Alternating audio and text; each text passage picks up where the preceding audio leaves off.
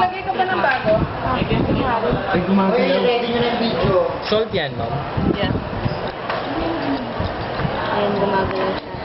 Yan, yung prito na. Gumagalaw kay Buboy. Gumagalaw? Ito mo yung gumagalaw. Galing. Hey! Okay. Patay.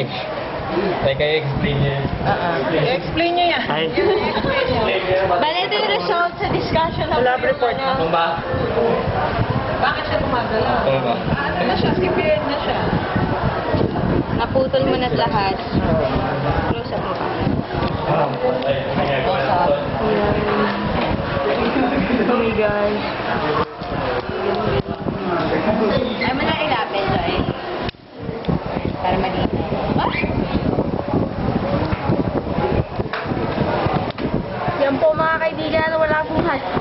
Oh my gosh. Baka...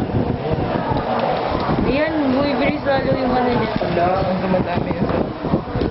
Alam ko, direkta nyo siya mag-gusto yung asin ni Mami. Baka dahil sa electrical signal sa nerves mo.